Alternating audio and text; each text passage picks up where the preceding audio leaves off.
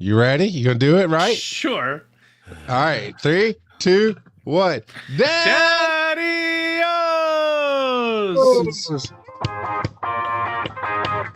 Come on, Kurt. This is Wise and Nerdy, where fatherhood meets fandom.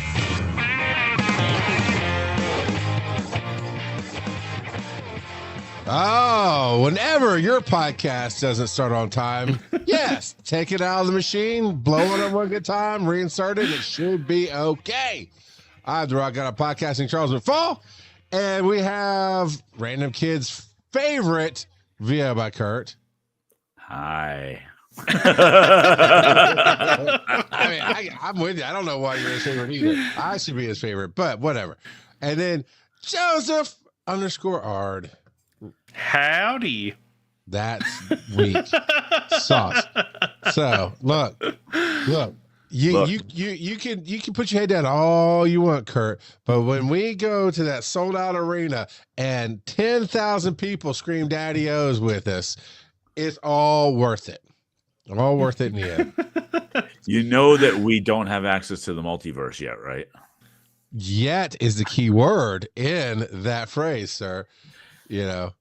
So, Joe, what is the question of the week?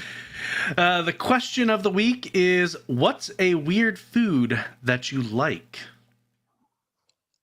Now, that's an interesting definition. I mean, if you like it, I mean, okay, I would say, what's that strum or whatever, strumfish or whatever that horrible stink fish is from the Netherlands? Yeah, that's definitively a weird food. Even they think it's weird. Yeah, so do people actually like it? I don't know. I know people like that fermented shark that they eat over there. So I mean, that's the thing, right? I mean, is it more of a question of what's a food that we like that most people don't? Or is it literally just a weird food, like a durian fruit? What if Could be either. Okay, Joe, give us an example. What's a weird food that you like? That's not weird. I'm going to play it safe because this one's not very weird. But I have had people tell me it's weird. I put mustard in my chili, and people think that's weird. I've heard people do that. So, okay, maybe that. I'm gonna let you two talk about. Don't be offensive. Don't be offensive. All right. So, Charles excused himself. Maybe I just felt that fight coming on. Weird in your culture. What do you mean, you people? But look, mustard in chili is about as tame a weird food as you can possibly think of. And that's why I mentioned that it was playing it safe. Oh, you know what? You know what's even less safe than that? That weird Cincinnati chili stuff. Because they put chili on spaghetti. I thought Cincinnati chili was a euphemism for diarrhea.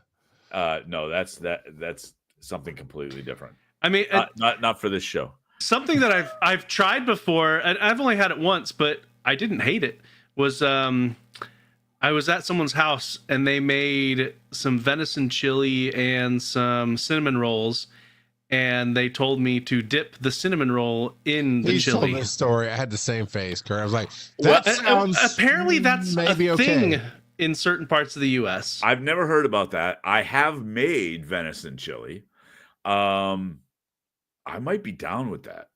There's something about the sweet and savory going together. Just it weirdly worked. Like it wouldn't be something I'd go out of my way to have, but it wasn't bad. I kind of liken it to salted caramel. Like whoever did that first, like why would you do that? Like why would you put salt on candy? Right. Basically. And then you go, and thank you for doing that. Oh, it's so good. Candied bacon, sweet and savory, candied bacon. Yes. Weird as crap. But awesome. But it works. Yeah. It works. All right, Kurt, do you have a weird food? Okay. So I'm more in the food that I like that most people don't. Okay. So I can't really decide between the two because I think I have two. I like anchovies.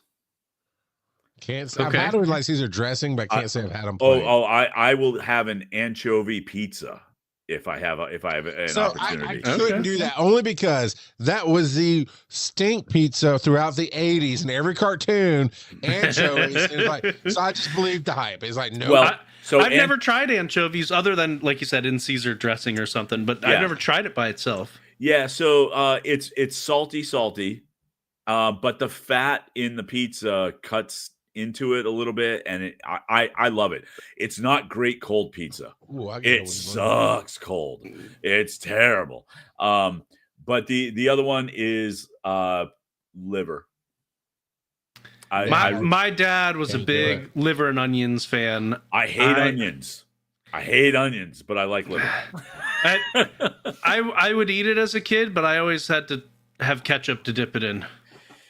So you kids and your sauce. So and it's the aftertaste that gets to me with liver. That kind of irony. Yeah.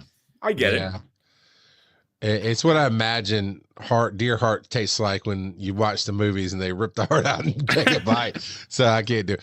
Red Dawn is what that makes me think of. Right. I don't know if we should do it tonight, and I'll let you guys decide if we do it tonight or have it be its own question of the week. What's a common food people love that you hate? Because I got a number of those. I got that for days. I got that for days.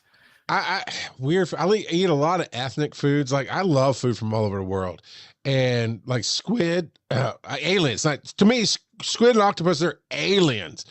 But delicious.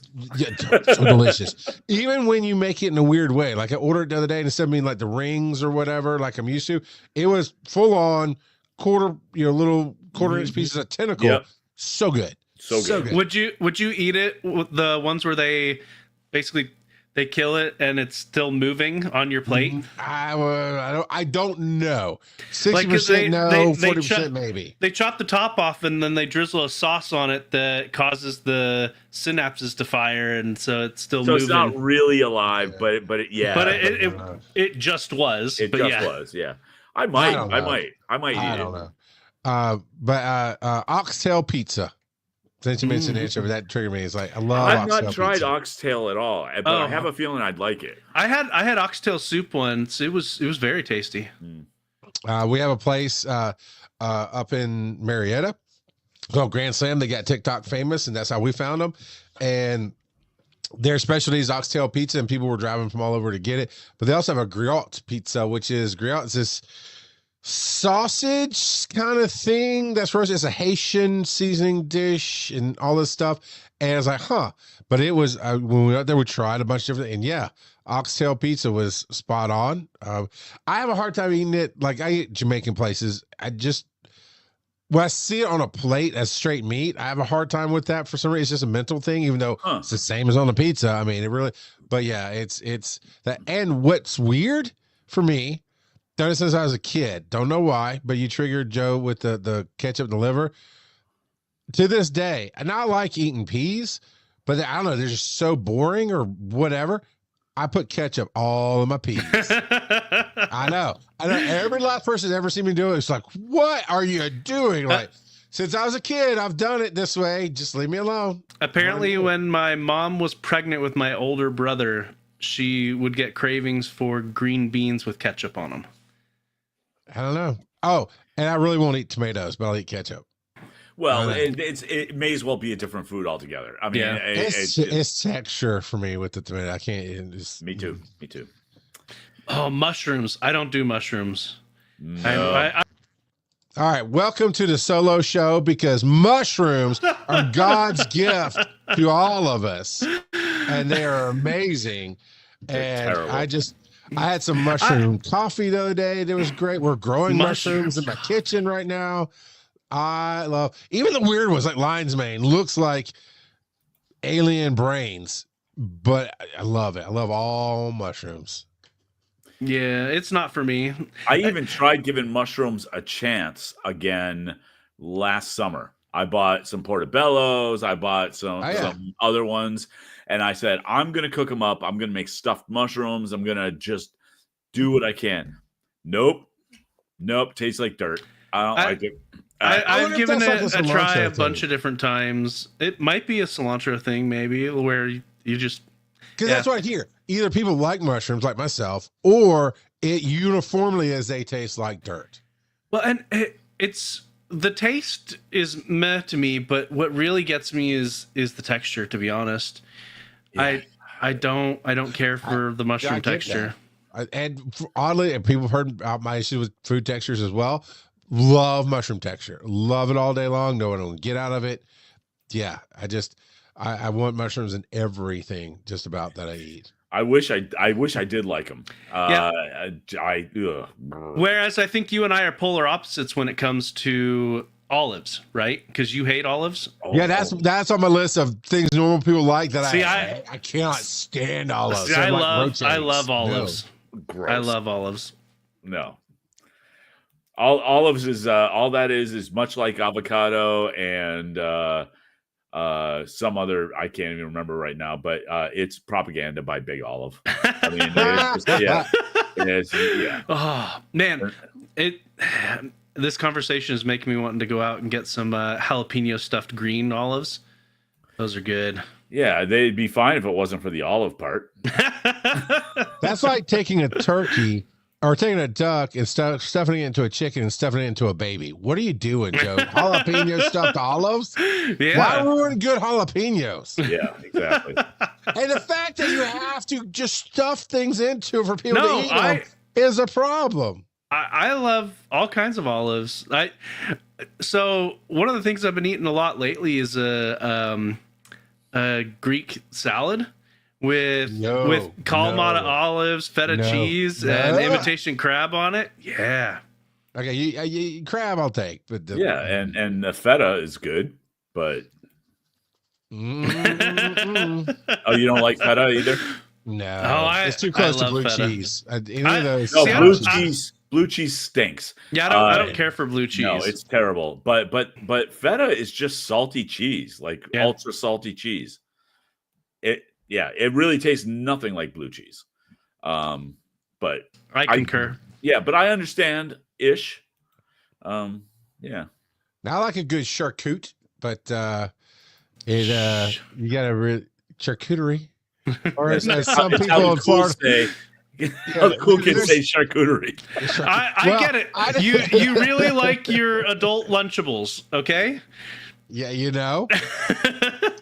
you're spot on, and I will take it. Except they throw some weird stuff on there, like olives. Yeah, no. All right, here I will piss you guys off with another one. Then we're gonna do the normal things people like. Pancakes, effing hate them. I hate pancakes. Hate them. They're just empty bread. It just poor people food. I don't know. Struggle food. That's what I'm going to say. Not poor people food. Struggle food. I hate waffles all day long. You know the difference between pancakes and waffles? It's like oil. It's like one ingredient that makes them different.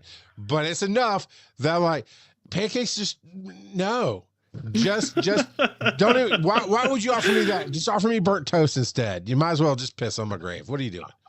I am so apathetic about pancakes, waffles, because the king of breakfasts, eggs, just is good enough on its own. If it's done right, sure. I don't. So pancakes and waffles are just vehicles for maple syrup, and so yeah. I don't need them. I mean, they're fine. They're fine. Like if I had a choice, I'll eat them. Have you ever been to Waffle House? It's a whole house built around waffles. I have not, but I'm familiar with Waffle House. Oh, random kids, right? Chicken nuggets are just vehicles for sauce. Yeah, hate McDonald's chicken nuggets. The worst. They're really not great. Yeah. So. All right, I am going to have to step away for a second, but Joe, if you want to roll the dice and carry on, I'll be back in just a moment. All right. Someone forgot to go potty before the show started. Question of the week. Wait a second. Didn't we just do that? How do I? All right. So, how do I help my kids handle big life changes? Well, you got to define what big life changes are. Well, to be honest, it's different based on what stage of life your kids are.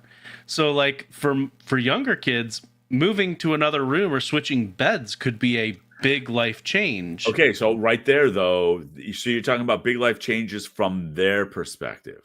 Yes. Well, because it makes a difference. Like when we moved cross country, that's a big life change For the family. for the family, yeah, right? So, yeah. So, how do you? Yeah. So, presuming you're going through something with your kids. No. So no, no. Charles decided that the theme of the episode today would be life changes, and so we decided that this would be the how do I? Okay. How do I help my kids with big life changes? Because apparently Charles is going through some life changes, and we'll hear about that a little bit later. Yeah. Um, So yeah, for you, what was big for you? I think it ultimately boils down to communication. Because there's things that you can change, there's things that you can mitigate, there's things that you can't, and you got to help your kids understand how to tell the difference between what they can control and what they can't control, and how to cope with the things they can't control, and how to effectively change the things that they can control. Right. And so, for instance, the one that I had said, changing beds, that is something that to a certain extent they can control, but also they can't, because they especially when they're little, they grow out of beds. They get too big for their crib or their toddler bed, or they break a bed and you have to buy a new one, whatever. But I think you can also shape it in a way that they have buy-in on the decision. So talk to them, look, it's necessary, you're attached to your bed or whatever, and we need to get a new one. So you can help them be part of the process of making that change. And that could be, I use a bed as an example, but one thing a lot of kids get attached to, say, a blanket. Right. And that can be or a security stuffed animal or whatever, a security item. Yep. And there is going to be a time when they are going to have to be separated from it, because they shouldn't be taking it to like school or things like that. Right. And so helping them cope with that. And there's a lot of different ways that I've heard of people doing that, but ultimately it's talking to them about it. We've done different things with each of our kids. The one that got attached to his blanket the most was our oldest. Mm-hmm. And he got super attached to it. He's 12 or 13 now, but I think he still has it in his bed. He doesn't drag it around anymore, but there was a good while where he had it with him all the time. And there was one corner in specifically that he would rub up against his face, and it wore that corner out. We literally called it special corner. Yep. And so, yeah, helping him cope with the change that he couldn't bring that to school or bring it to his church class or whatever. It was a bit of a coping thing. Or even when it just had to be washed. When it needed to be washed because it got all funky from him sucking on that one corner every now and again. Just throw Jebediah right in with the wash and it'll be fine.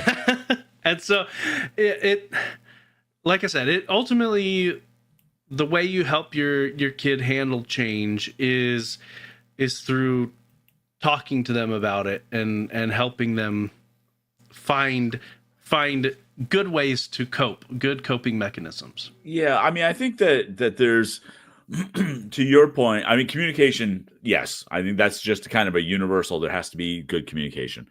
But I think that one of the things that you touched on is the things that they can have some sense of control over, in some sense of ownership of, at least for part of the change, whatever the life change happens to be.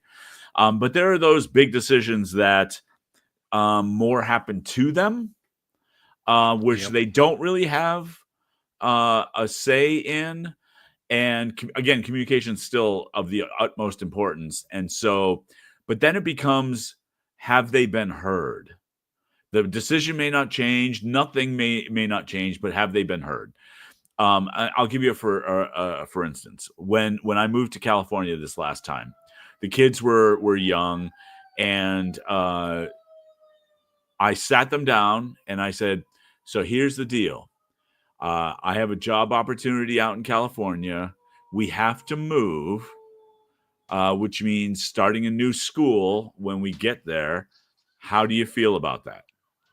And they were like, okay, what? And my son was like, whatever, and even though he was like 9 or something like that, my daughter, she goes, "Well, so are you still going to be able to have dinner with us?"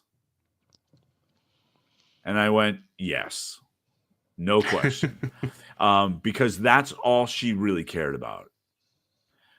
She didn't really care about the changing of the schools thing, and she wanted to make sure that we were still going to do the family stuff, and so didn't affect whether or not we were going, but it basically said to me, "Oh, okay, so her level of importance is not even what I was thinking of at all. Like, I thought she'd be concerned about leaving her best friends, and nope." that it wasn't even part of her thought. So at the very least, that kind of communication can help inform you of how to proceed or in what way to proceed, even if the decision itself isn't changing. Right. So yeah. Well, and I love how you sat her down and talked to her, because like in my own life, when I was in 5th grade, my parents, their marriage was having issues, and my mom came and randomly picked up me and my younger siblings and from school and just started driving. She didn't tell us anything. Ooh. I'm like, and we asked her like, what's going on, and she just refused to answer. My mom was horrible when it came to communication, to be honest. And she forgot to tell you you're adopted, right? And so we ended up at my aunt's house 8 hours away, and because my mom had decided at the time that she needed to be separated from my dad. She wasn't sure. Ultimately they didn't end up getting a divorce. They got back together, but and so we were like, okay, what's going on? And it wasn't until we got there that my mom was like, we're going to be living here for a while. I'm like, okay. And so we got uprooted from our home. She packed some stuff for us. And it was just in and of itself, it would have been a big shock, but the lack of communication also was just, do you really, it made it that much worse. Like, realistically speaking, would have it changed anything for you? I don't know. I honestly, I don't know, but it couldn't have hurt. But as an adult now, I understand that it would be hard for her to have that conversation, but you're also just driving. Like, question. Are we sure that your dad died of cancer and not a pillow in the face? My dad never had cancer. My mom did. So she killed him. There you heard it. There you heard it. The trauma comes out. All right. Thank you, Joe. Breakthrough. Yeah. So the one thing I will say, Charles, because you had the question, would it have changed anything? I have a story. I think it would have. And the reason I think it would have is because Joe's mom could have made the kids feel like, don't worry, we will get through this together. Versus, well, we're just doing this. Yeah, to a point. I mean, I can see that. I'm a little bit of a believer in kick the kid into the pool and let him swim. Just because that's how most of my life was. And we went through a bankruptcy with the kids, and with the older two, the younger two don't really remember it. And I had to tell them, I was like, this is a deal. Ask your questions, cry it out, but I gotta go find this next thing. And it really was, we'll be fine together. We always try to teach them adventure, this and that and the other. But when I was a kid at 12 years old, dad's a preacher, grew up in the church. Everything was a church. I believed. I was naive. I still am to a point. I was gullible to a point. It was like everything is Christians love and Jesus is light. And that's not always the truth. And didn't understand, even at 12, didn't see what was in front of me with the politics and the backstabbings and stuff. So my parents sat us down and said basically that my dad was basically going to get kicked out of the church. It's a long story. I can tell on another show. But at 12, I was like, but I don't understand. What did he do wrong? Well, he didn't do anything wrong. It's, and they tried to explain it in certain ways, and they weren't. Now I found being bluntly honest is the way to go. But ultimately, the reason I asked why would you think it would have changed anything? Because being on the other side of it, having being told this bad thing is happening, all it really did was open up a rage monster in me. I didn't understand why the church betrayed us. I didn't understand all the I didn't know how to process the rage and betrayal that came from it. I didn't know how to process the embarrassment of moving down the street from the old house to live with a friend where my sister slept on the couch and I slept on the floor because that's all the room they had. I didn't understand any of that. And it came through, but they did try. I honestly don't remember if they even were trying to even convey, we'll get through this together. It was a mess is what it was. And what I've tried to do with my kids is a little bit of that suck it up buttercup, a little bit of a dose of reality along with the thing. I made a face. If you're not watching the show, if you're only listening to podcasts, what Kurt said, have they been heard? I couldn't control the face. I was like, shut up, old man. That's basically what my face said. But everybody has their own ways of doing things. But like with my kids, at times it goes from, I heard you talking about the blanket, Joe, and I've had little bouts with my youngest about this pillow she latched onto, and I just kept giving her grief about it. It's not like making fun of her. It's like, look, that thing is nasty. It's worn out. You need a new pillow. Nah. It's like, whatever. At some point, you will get tired of hurting yourself trying to sleep on this thing, and she did. And I also try to teach them things are not memories. Things are not people. You need to latch onto yourself and those kind of, but that whole, my son, he's on junior varsity baseball now, and some butt face gave him gave him some grief. And then his friend, like, they're supposed to be teammates, which is the only thing that really made me mad about the whole story is the friend who didn't like how things went, shoulder checked in this exercise after the game, shoulder checked Ryland. And then, of course, he gets all pissed because he was trying to handle it actually maturely. But the change I had to help him with was like, one, your papa just spent $1,000 on getting you catcher's gear that fits you. So there's no quitting. Number two, because he's like, his emotional, almost 13-year-old. So I was like, but they don't want me there. Like, of course they don't want you there. They don't know you. You got to bring yourself to the table and show them why you're there. Right. And if they still don't want you there, I do my kids, I do movie references with all my kids. It's just how my house works. It's like every movie you've ever watched of some new kid, some African-American kid, some girl wanting to step up. They get beat up. They get bullied. The whole point of the story is how they overcome that crap. And you didn't even get that. You just got some butt face. I didn't use the word butt face. Some butt face having a bad day. Yeah, Kurt's shot. And he started smiling when I started referencing the movie. He's like, why would you assume that you're going to be somewhere because somebody wants you there? You're there because you want to be there. Now show them why you're there. And you don't get to quit because you're probably just spent a lot of money. We're not, and sometimes it's that tough love. And you know what, Kurt? Maybe he felt heard a little bit because but that's for me, that's part of that dose of reality. Is like, shut up. Stop whining. Let's get real about things. You're not there to make friends. You're not there to make them happy. You're there to learn how to be a better baseball player, be a better part of a team. And unfortunately, I don't know if it's true everywhere, but in our county, JV is just, they don't care. The coaches are really focused on varsity, and they just kind of work with the JV a little bit until they get into their freshman year and become varsity. So, but you got to get to varsity, man. That's where the real team is. Yeah. Yeah. I mean, I guess just different approaches. That's all.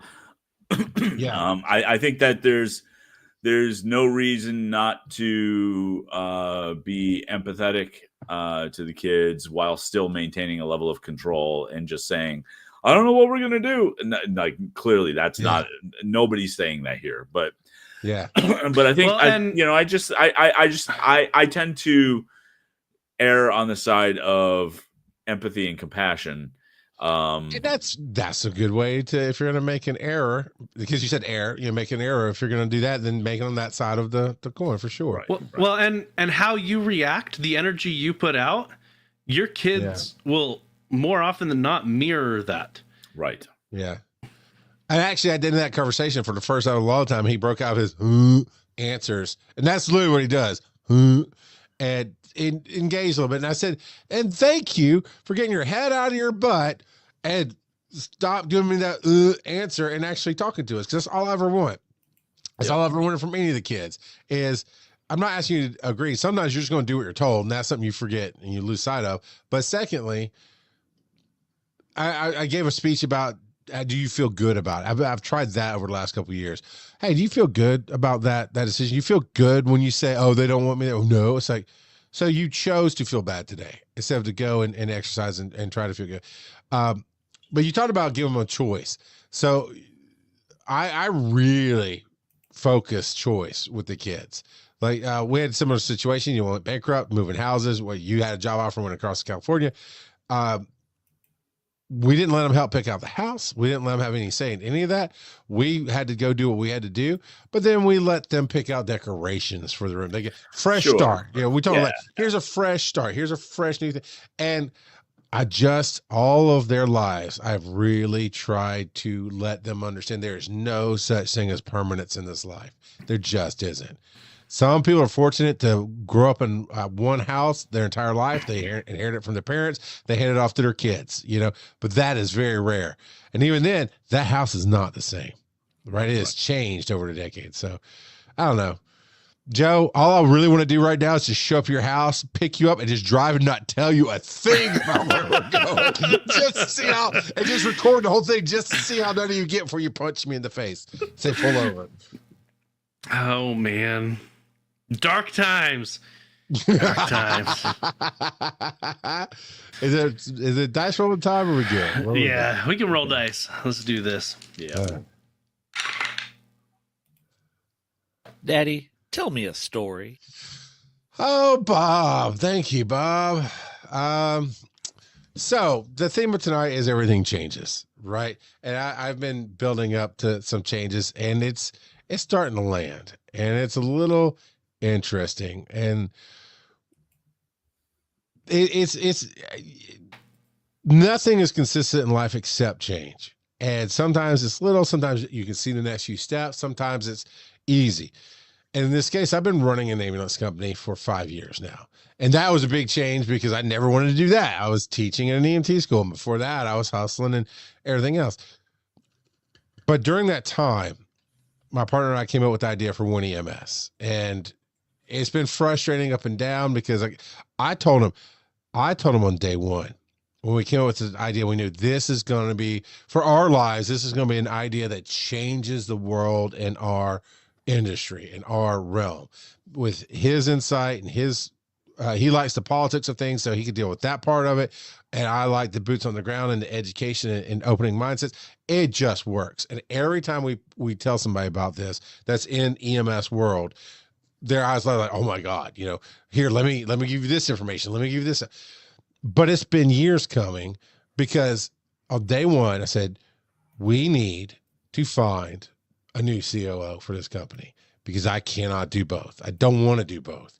He's like, oh no. And for a while, I did learn a lot of different things, but ultimately I played out right. Is like what slowed down the growth of One EMS is that every time we go to a conference and pick up momentum and really make a splash and make a hit and affect some small change on a small level, it's coming back to work and going, oh, I got to put this fire out. I got to babysit. The further up the food chain you go as far as leadership, the more it becomes about babysitting. Until you hit a certain uncanny valley gap, then becomes leading leaders. And I can see that in people like Mark Cuban and I don't know, you can name off a bunch of big CEOs that have great, or big, heads of companies that have great COOs underneath them and that kind of thing. But I just don't have the patience to get past that gap. Everybody I worked on, they did okay, but they needed a different style of leadership that was more executional and more operational. And me, I'm just like, hey, Kurt, you said you want to be a great podcaster. Here's what you got to do. Get on your show, talk about what you love.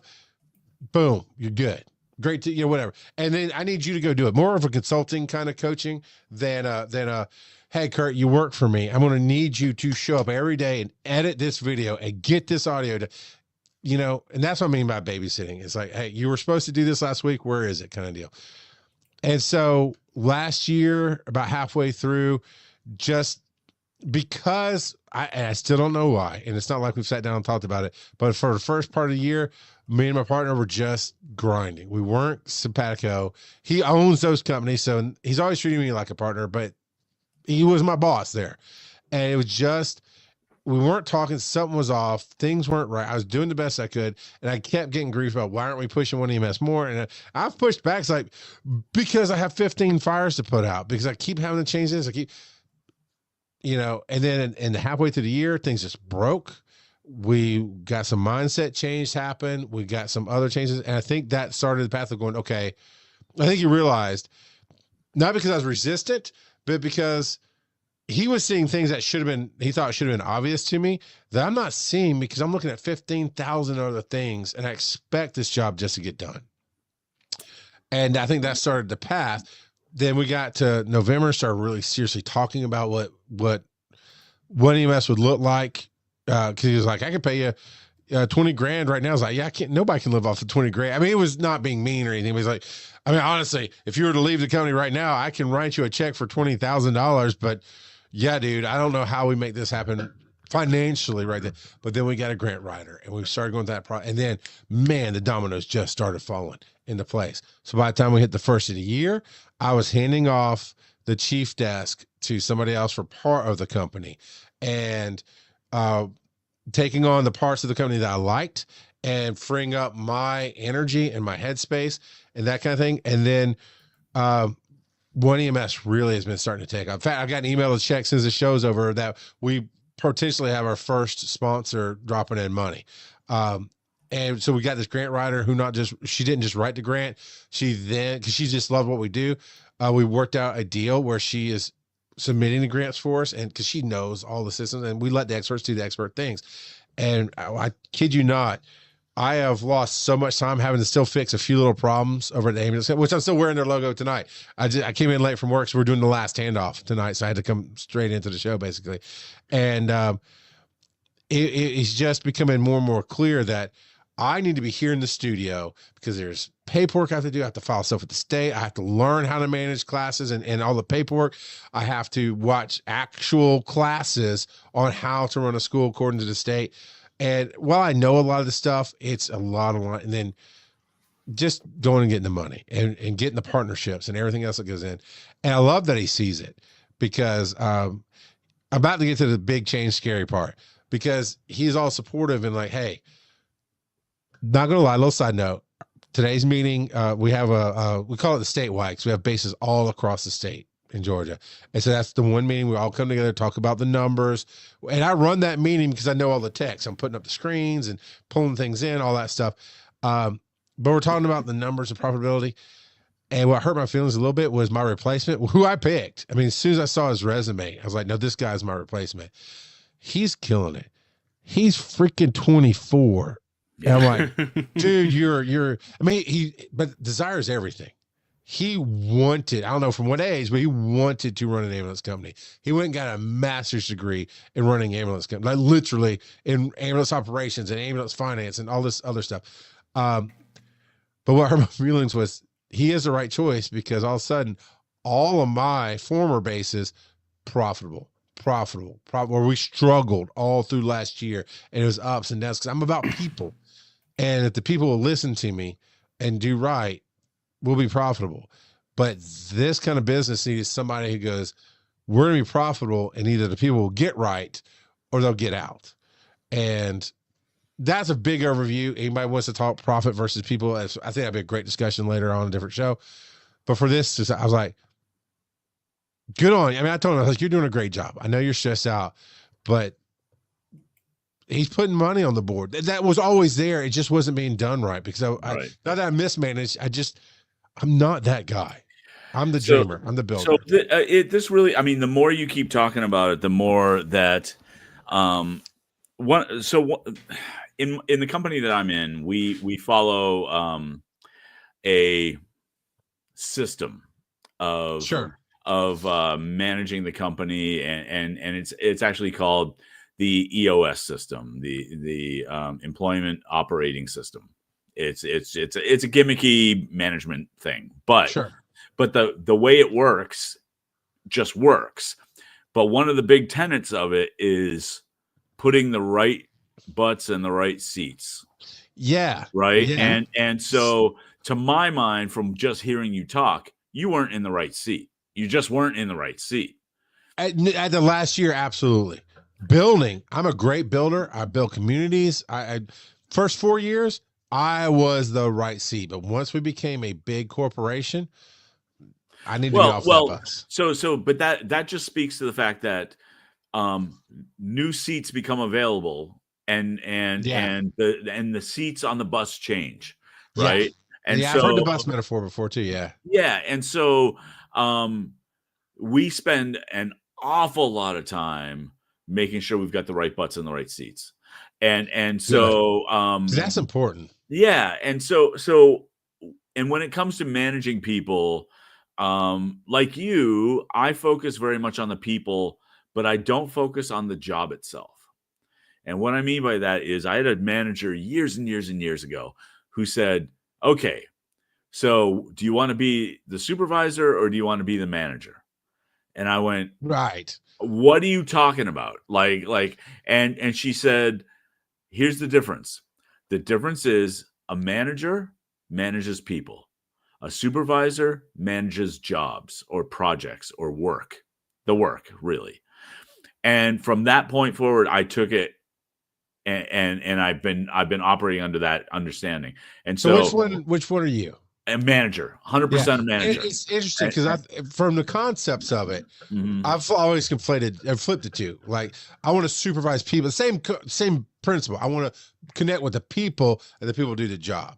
Yeah, I just always thought about management as I've got to manage you make sure you do the job versus the people. But I get what you're saying. Words Yeah, are so, words. but The concept's still the same. We want but- to connect with people. right, not worry about the job. difference. So where I would like what you're talking about, and the places where you excel, I think, and again, it's not applicable to all industries, but I think you would be an amazing shop steward.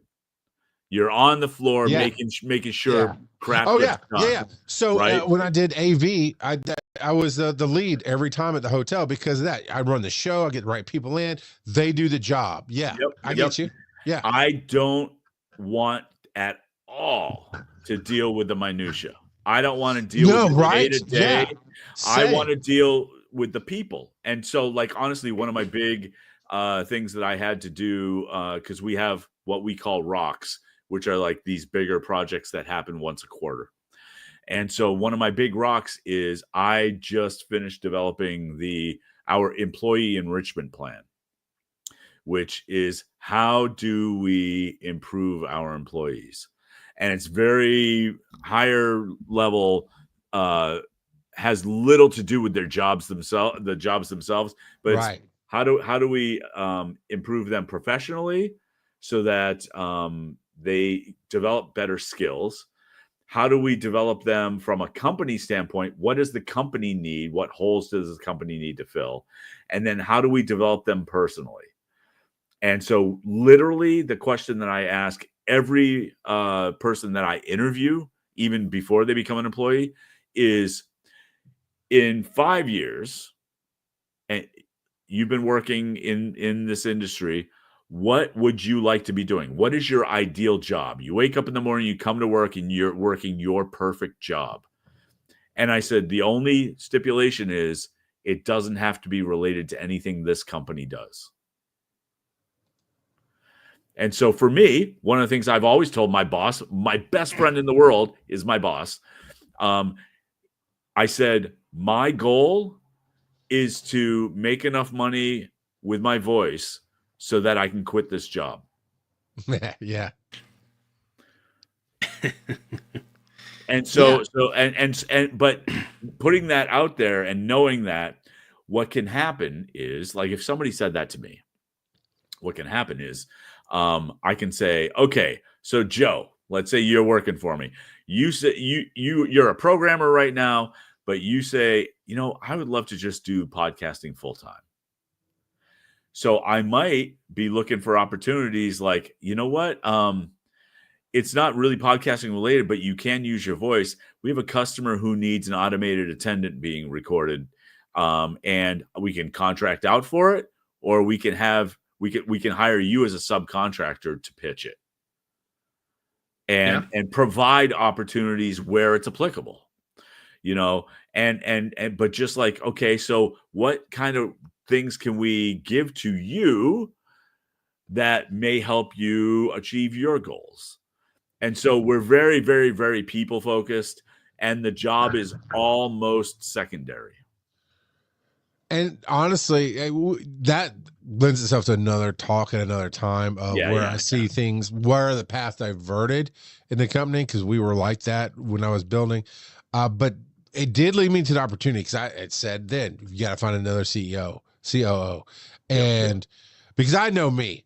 I know when I'm all in on something, I'm all in. And especially if there's parts of something else I don't like, it'll take the back burner.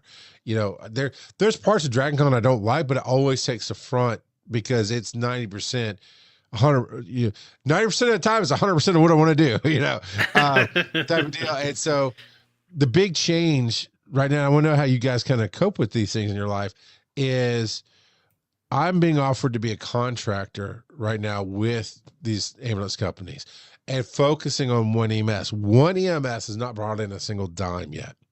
And so I actually got an offer tonight to basically be a contractor to get paid exactly what I'm getting paid now, except taxes aren't coming out, and I'm not sure how it's going to do benefit. And so it's only supposed to be for a few months until one EMS can cover. But that's the thing with charities, they fund in specific ways. So if they say we do not fund operations, I can't take that money and say, well, I've got to pay my own paycheck so I can actually do this.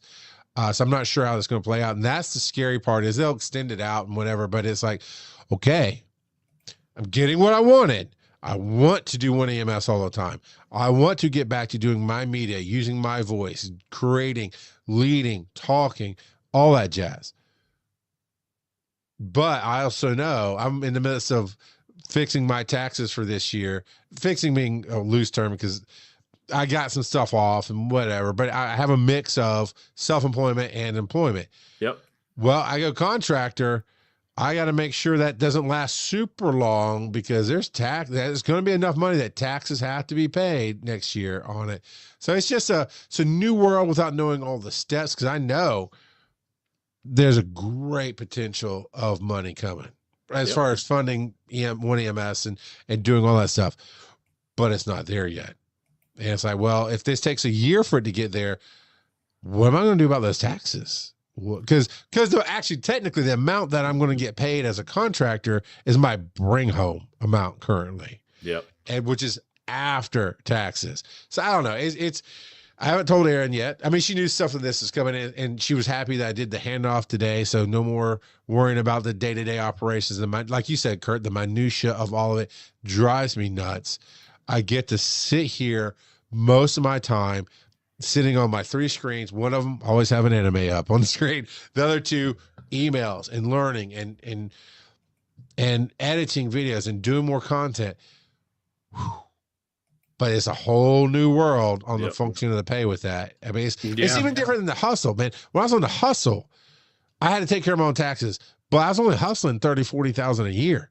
I'm hustling. I got to hustle a lot more than that now with the economy and everything else. So, it's going to be an interesting, spring. That's a huge change. Yeah.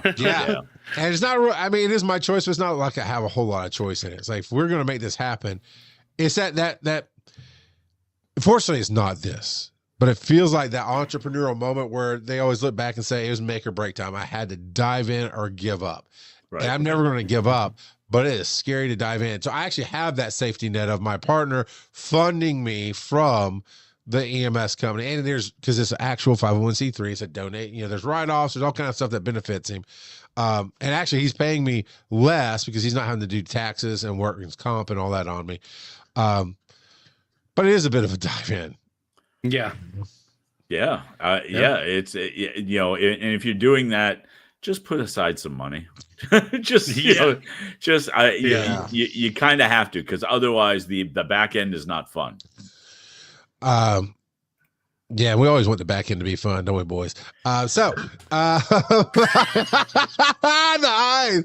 eyes on that one. Unfortunately, timing is everything.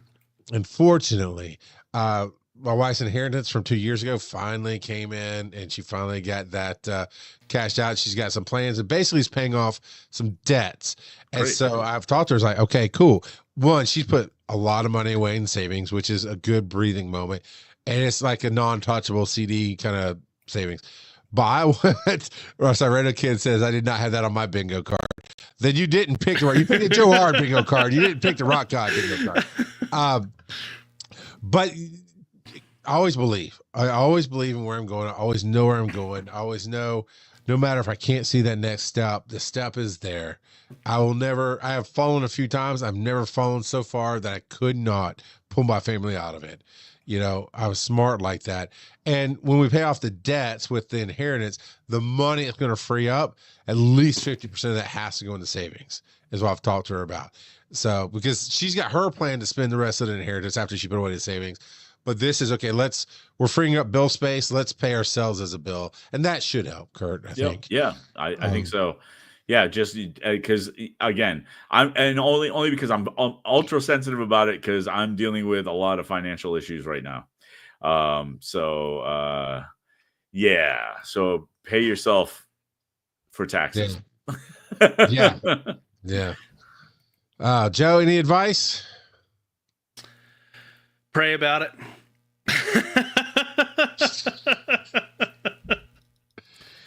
Dear Spaghetti Monster. No, I don't know. No, I got you. It's, man, that's a whole nother talk. That's a whole nother talk and stuff. But it's not like it's a drastic change, and my family won't even see a difference. I just know what could come, and whatever comes will come. I got blindsided laid off in 2010. And went from, at the time, the most money I've ever made in my life, which is $60,000, which to me sounds sad, but it is. Look, being a paramedic can be a sad progression in money. And then went from that to 20,000 a year overnight, and then got on the hustle and just brought it back up. So I know nothing will go crazy on me, and that's the key. And I want to throw this out to anybody who's maybe facing a big change or seeing an opportunity in their lives like this, or like, hey, I want to chase my dream. Before I got laid off, there was this conversation with my wife, and she hates the unknown. She's very impatient, and we saw almost literally the writing on the wall of, okay, I am going to get laid off. And she goes, why don't you just quit and chase your dream? I went, no, because I don't know where the money's going to come from in my dream. My dream, I was starting to build my podcast empire back then. And I could argue, I definitely can argue in 15 years that I have successfully laid a whole lot of groundwork, but the framework's not quite up yet. I can't just go, oh, I'll go get this client, I'll get that client, I'll make but it's just, whatever. But I said no, because there's no way. I don't have a plan to actually support a family to do that. 2 months later, I got laid off and got a golden parachute, which was helpful. I mean, when I say golden parachute, I got paid out like almost 20 grand to go away. And that took us to the end. Good thing you didn't quit. Yeah, I know, exactly. Right. And I mean, it really helped out, but also helped out in the fights. I said, no matter what, because when you go through that kind of bankruptcy and that kind of loss of everything and changing up your whole life, like we walked away from the house that we built. My kids had only known that house. My wife helped design the house, blah, blah, blah. We walked away from a whole life that we knew. I said, the one thing is, never in these darkest times were you able to go, you did this to us. Right. I said, that one moment made the right decision. And that's the thing. It's not all or nothing. If you're thinking about this thing, have that backup plan, have the pathways to get some income. And I made a huge amount of progress over 2 years in my podcasting career by driving Lyft and Uber and roadie and doing overnight gigs with stage crews and whatever I could get. And it really progressed further. So breathe and know that you just got to know yourself is, I think, is the key. I mean, Kurt, you wouldn't have moved across country if you didn't know that you were going to bring something to the table and not lose your job next week, when you showed up in California. Right. So, and Random Kid puts a great bullet point on this. I know you said drastic, but I heard Jurassic. Good luck with your Jurassic change. Yep. Clever girl, Random Kid. Clever girl. So, but all right, and of course I'll keep everybody up to date. And I really feel like I'm leaning into my ascension phase of my life, where the world's going to know my name, and it's going to be good. That's where you roll the dice, Joe. All righty. A commercial break would be good right now. All right, so let's bring up some music. No, not that one. Let's do wait, that says inspired. Inspired feels good tonight. So let's try this. If you're going through changes that you don't know how to deal with, and your doctor's unavailable for the next 6 weeks, call your dad at wiseandnerdy.com/calldad, and we will give you advice from non-professionals on the show. But also, hang out with us over on our Discord. Just go to our Linktree, linktr.ee/wise_and_nerdy. Join the Patreon, join the fam, join everything. Let's just breathe for a moment. It'll all be okay. Quit whining. Rub some dirt on it. Dad, my company went under. Walk it off, son. Did you hear me? Do you feel hurt? Goose Brava. Goose Brava.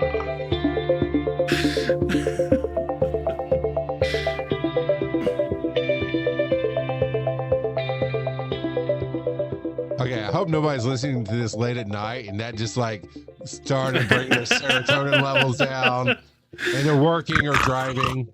Huh? Yeah, dude, I could get lost in this when I'm tired. Just especially if you have spatial audio. Kurt, I wanna give a 3D by Kurt commercial shout out right here. Okay. Tell everybody where they can find your 3D printing. Yeah, so you can find my 3D printing at 3dbykurt.etsy.com. I have an Etsy shop with a few things in it right now. I'm in the process of creating more things that are primarily holiday related at this point. So some St. Patrick's Day things up there, and am in the process of creating Easter things. And for people watching on the video, I completed this for a friend of mine today. Oh, nice. That's a very nice Yosemite Sam.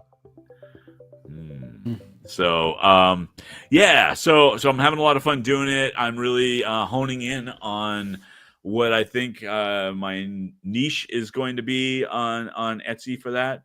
And in fact, for some of these 3D holiday things that I'm doing, and Devo site has bought a couple of them already. I'm thinking about putting together the assembled things, but also putting together kits with a page of instructions. Yep.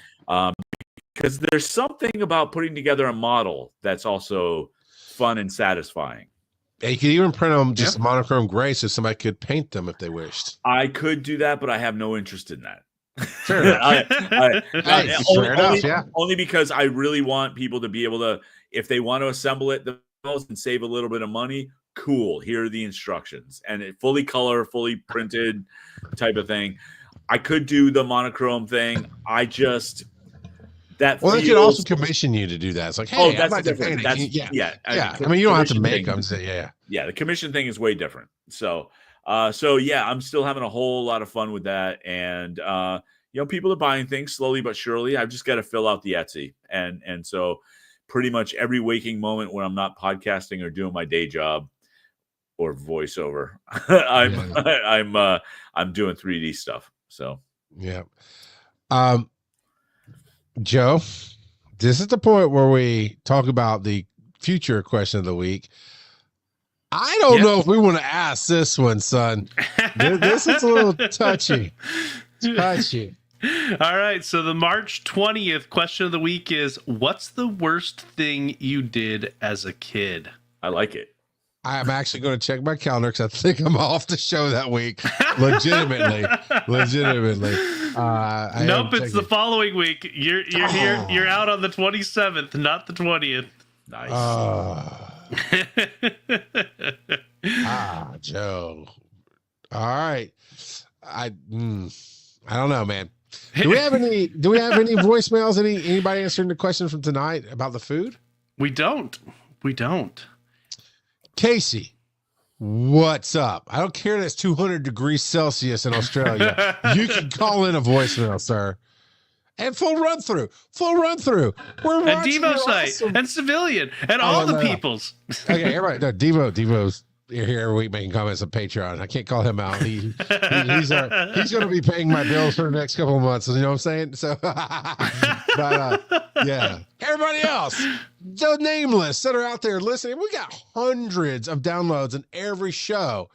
Come on, call your dad. You know, you either hate mushrooms, you hate olives, or you like some weird food. Hit us. You don't have to have it just for this week. We'll go, oh, yeah, we asked that question. Just repeat the question. Hey, y'all asked this. I'm behind on the podcast. You don't have to say behind on the podcast. I just listened to the episode where you asked, what's a weird food that you like? Here's the one for me. And because we love, that's my biggest thing. I love playing and interacting with people. I will scrap all the topics on the show just to talk about somebody who contributed to us and make them not just feel included, but be included because it's so much fun. That's why Kurt keeps coming back. We let him on one time, but you know what? It's okay. he makes us gavels that he won't mail to us. It's okay. Well, we have to figure out what colors you guys want.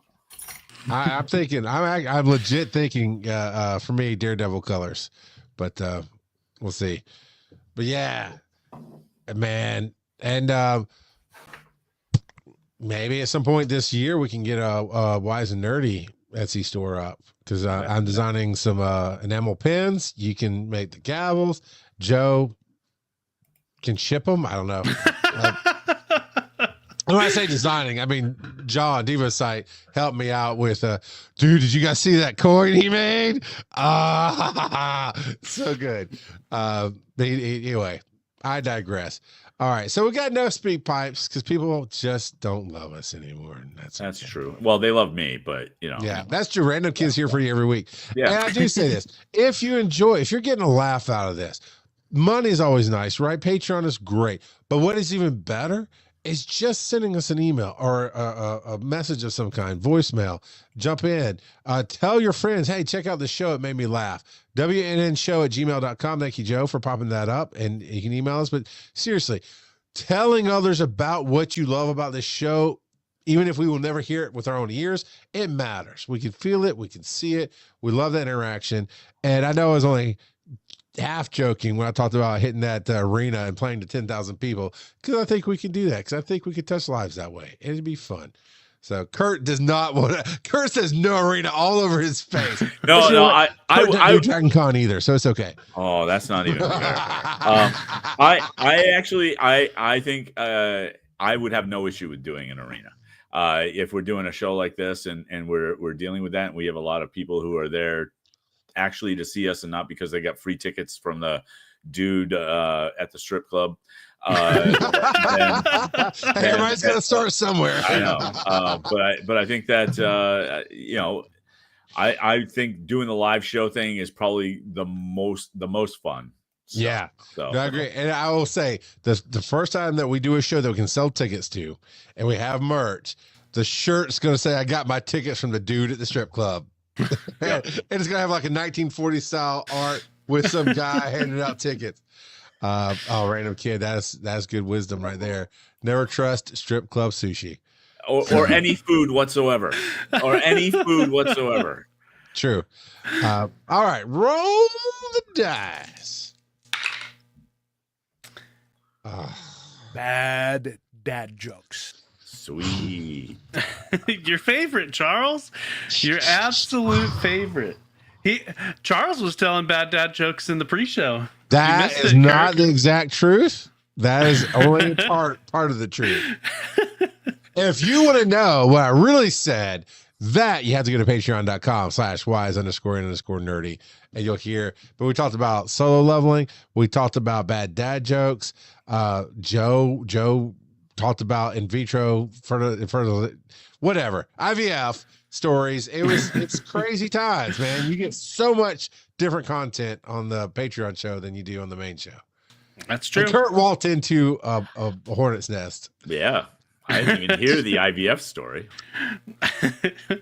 Yep. All right. So this one comes to us in our Discord from Casey J. The invention of the shovel was groundbreaking, but it was the invention of the broom that swept the nation. Your face gets me every time. I can't look at you while you do this because you make me laugh. Just the joy you get out of this. But Casey. I like it. Casey. Good job.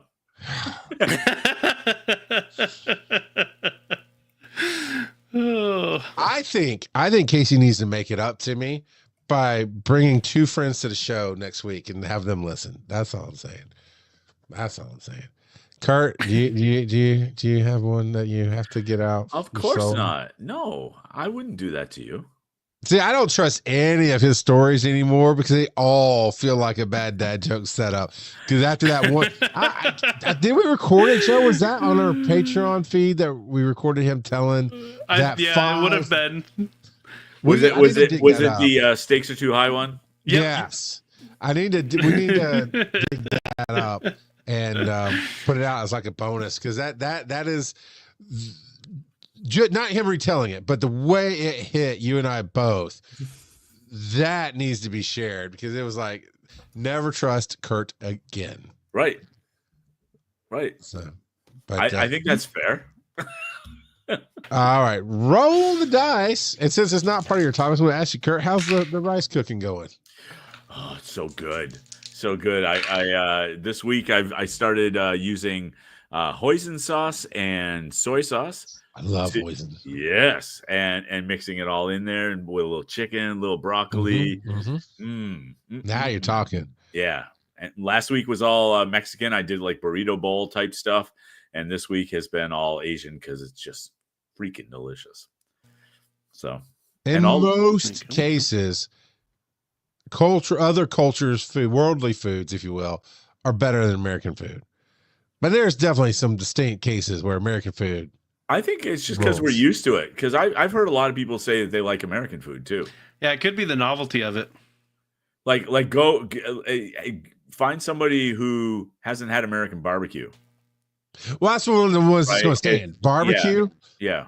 Barbecue, fried chicken. Yep, although Koreans rival us for fried chicken. Man, Korean fried chicken is okay, but it's probably different though, right? It's just a little different. Yeah. So I mean, and you know what? American fried chicken is definitely different. But American sandwiches. Earl of Sandwich was not native born American. Sorry. Doesn't matter. English. Doesn't matter. We are a melting pot and we make things better. Well, okay. I'll give you this one. Watch his favorite American sandwich be the Cuban. Come on. It's the Cuban, isn't it? No, but I love a Cuban sandwich. My favorite American sandwich, honestly, I don't eat it a lot because I can't. It's too much calories. But or is that fried one? Fluffernutter. Okay, all right. A fluffernutter. I don't think Charles knows what I'm not even going to Google that on the internet. It's peanut butter and marshmallow fluff. Yeah, but the marshmallow fluff can't be Kraft marshmallow cream. It has to be fluff that comes in a big plastic container. So, Charles, the next time I see you in person, I will make you a fluffernutter. This is what's a weird food you like? There's not your weird. answer, sir. It's not weird at all. It's a childhood staple. Yep. Now, the real question is crunchy or creamy? For a fluffernutter, creamy. Stop saying that word. It sounds so dirty. It's real, though. It is real. show. Are you ready for the next segment, Charles? Yes. Yeah, I forgot already what it was. All right. Just one more, Fluffernutter. Council of Dads. Jebediah, bud, you know you're my favorite. So tell your brother Bob to stop saying it wrong. It's the Parliament of Papas. So we could do that at the beginning, Kurt. Would that make you feel better? Papas, come on in. It would make more sense. Look.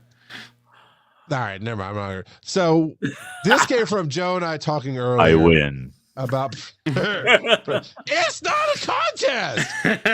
So when does a hobby become a job? Because we were talking earlier. I don't remember exactly what pre-show, and it's like I don't even think I have hobbies anymore. And he went podcasting, and after I smacked him digitally, went no. You know how hard I work at podcasting? It's not a hobby. I said, Joe, you might not consider yourself a pro, but you're definitely not a hobbyist. At worst or best, however you want to phrase it, you're an amateur podcaster because you put the effort in. So he goes, all right, there's the Parliament. When does a hobby become a job? And Charles specified that you can't say when you get paid. Yeah, that's not a no. That's no, that's fair. That's a fair stipulation. Yeah, I'll allow it. Thank you for reminding me, Joe.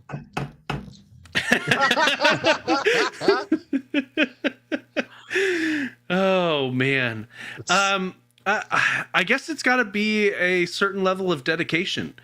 Dedication and time, I guess, would be the two main metrics for me on when a hobby becomes a job. And I guess maybe a degree of professionalism, but that could be wrapped into dedication as well. Yeah, I mean, I think professionalism would cover like dedication, determination, ethics. I don't know.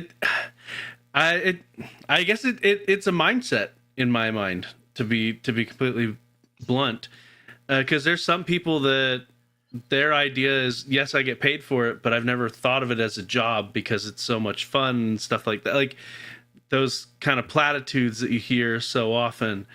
So I guess, I don't know, dedication, time, and your attitude towards it are the three pillars for me on when it switches from just being a hobby to a job.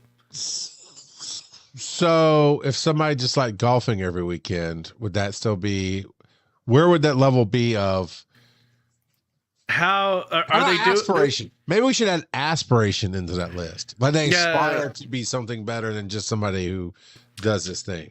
Yeah, and I think that's kind of where I was going also with dedication to a certain extent, because you could love to play golf, but it never transforms into a job because you're only doing it to have fun. You're not necessarily doing it to improve, although you would probably like to improve. But does that mean you're, paying for professional coaching lessons or, scoping out the latest and greatest clubs? Or I don't know a ton about golf other than the surface level of it. We couldn't tell. You watched the documentary Rising Impact. How do you not know these things? So I'm gonna actually take a little bit of a different take on this.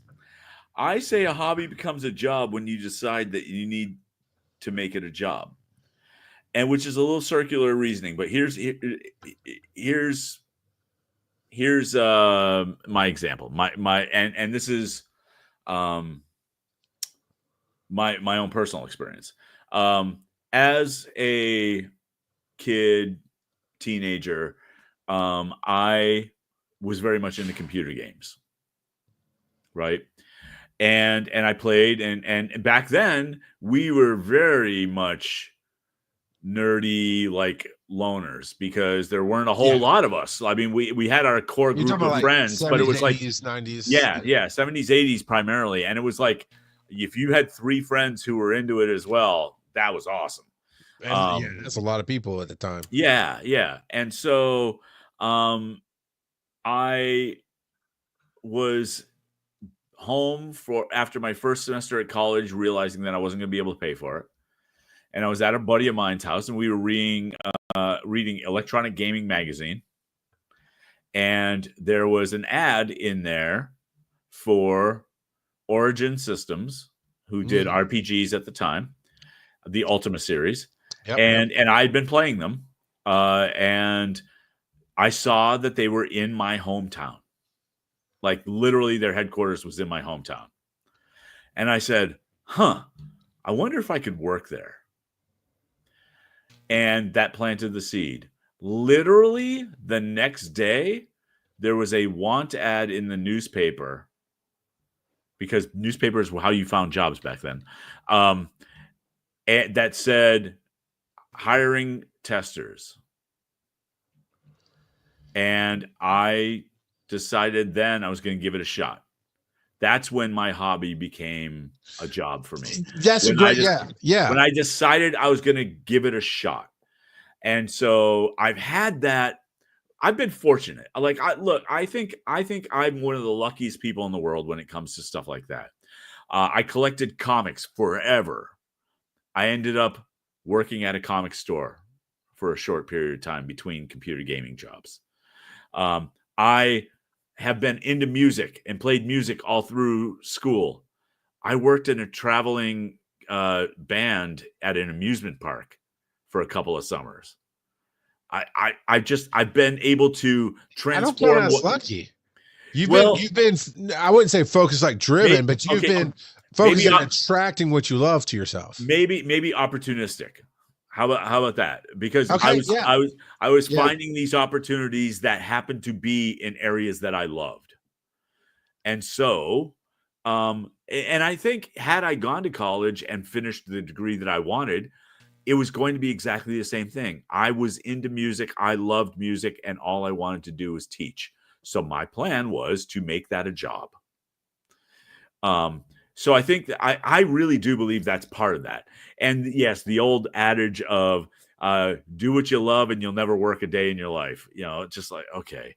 I do a lot of what I love, and I work a lot of days. No, but it doesn't feel as much like work because it's something you love. We see miserable people who are working because they have to.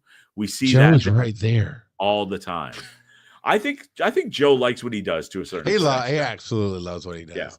Yeah. But I think that the moment you make that change in your head that say, I wonder if I could work doing this, then it becomes a job. It just becomes a job because it's a shift. It's a different perspective of the same thing that you love. It's why I added aspiration, right? You can almost simplify it down to certain analogies of there are people who play golf and there are golfers. Now, not every golfer is a paid professional. Not everybody wants to be a paid professional, but there is a golfer and there's somebody who plays golf. I ride a motorcycle. I'm not a motorcyclist because it rains, it's cold, not for me, but there's motorcycle. They live and breathe that thing kind of deal. It's kind of how I'm looking at it. And I got to say to Joe, how dare you call what I do a hobby, sir? You wouldn't be here. Anyway, sorry, off the rant. But no, it is. I rate a kid data points as I'm very serious about getting better at certain video games, but I wouldn't consider that a job. Or, we could substitute the word professional or that kind of thing.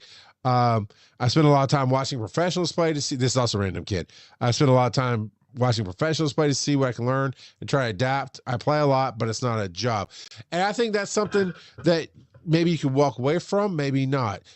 I would say it's not a hobby when it's a part of who you are, right? And there are people who've built model trains. Oh, now look who forgot to go to the bathroom. All right, you didn't hear me, but Kurt's walking away. But you know what I'm saying, Joe? There's growing up, I only saw it. I never actually knew anybody who did the model train thing, but there are people who build models all the time. Then you would know that person in their basement. Lego Movie, right? The dad had the basement full. That's not a hobby. I mean, he crafted this whole world of Legos, that kind of thing. And then he craggled them. They craggled them up. Yeah. But I know you're just being funny, but it kind of hit me for a second. It's like, I am known more for podcasting than anything else I've ever done in my life. But what Kurt said made a lot of sense is I always was driven to be on stage, be in front of people. And so I chose a path of music because I thought it was my path. And that got me towards podcasting. And then once it clicked, I went, this is not what I do. This is who I am. And I will find a way to make that work for me. And that's what he was saying with I wonder if I could work for that company. And then opportunity showed itself. Because I would dare say, to Random Kid's point of the gaming and all this other stuff, he says, I know you say getting paid is not a factor in discussion, but I think it's an important aspect when you consider it a job. But I would dare say, would you say you were very serious about getting better at certain video games, Random Kid? If you had the opportunity to leave your job and only play that game, it doesn't sound like that would be an opportunity for you. And my brother-in-law was the same way. He used to be able to really, really cook. He's crazy as bat crap right now, and it's not working anymore.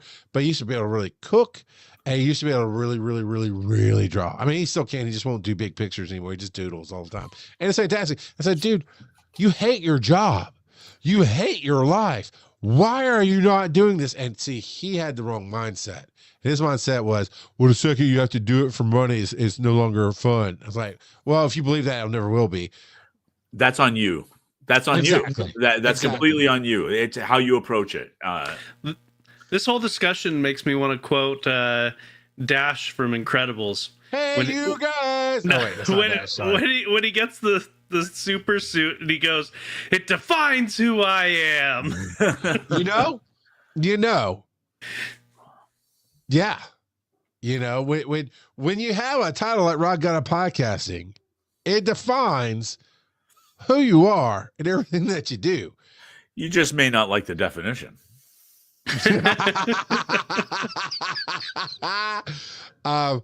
But yeah, I mean, that's the thing. So what's funny, when Joe did come along, it was very much a hobby at first, something interesting, but he was very opportunistic, which I think he was always born to be a professional at it, because there's an opportunity. Because why not? I'll step up. Why not? I'll step up. And every step of the way, sometimes I've had to push him and bribe him. Sometimes I've had to trick him, but he's leveled up his game every single time, because it is like, tell me I'm wrong here, Joe. It fulfills something inside of you that you could have just said, oh, it's a fun hobby to talk about Pokemon and it's fun. But you know what? I got my kids, I got my family, I got my job. I'm okay. But what we do here fulfills something in you that the other parts don't. Yeah, it does. I enjoy podcasting, to be honest, a lot more than I ever thought I would. Every step of the way, I have thought about different ways that I could be improving as a podcaster, whether it be through equipment or presentation or whatever. And so I think that mentality of wanting to improve could definitely be an aspect of treating it as a job. Although I've seen plenty of people at their actual jobs that they have no desire to improve. Yeah. And so, it's just, it makes it interesting to put a definition on it, because a job is very subjective based on who you talk to, on what constitutes a job. You remember previous to this last Dragon Con, I asked you a question as we really were picking up this last year in 2024 with Wise and Nerdy. Do you remember what the question was? Nope. Because it defined how we moved forward. Do you want mustard or mayo? Yes. Do you want venison chili or do you want chicken chili for your cinnamon rolls? That was, if the opportunity presents itself, would you leave your job to do this full time? Because I needed a yes to be able to move forward. Otherwise, we couldn't. Because I knew where I was. Kurt knows a lot of the stories, not all of them, but a lot of working with people who their answers were like no, or they never thought about it, and it just was foreign to them. I was like, at this point in my life and career, I need a yes, so I know who I'm working with. And of course, you did say yes, but that was the defining question that I bluntly asked you and some other people, not related to the show, but it was, hey, if we're gonna work on this project, I need to know that if time comes, you will leave your job and you will understand that sacrifice needs to be made sometimes short term, not long term. I don't want you to lose your family, but and even then I had to be like, hey Joe, you want to do cons? I don't think Kelsey would let me. All right, how about if we do cons in your backyard? All right, cool, let's do that. And now he travels to Atlanta 2 or 3 times a year for cons. And my next goal is for us to go play Vegas. I don't know. But Kurt, I mean, what do you think about that? Would that be a definition of, hey, if the opportunity comes, would you leave your job? And if your answer is yes, it's not a hobby.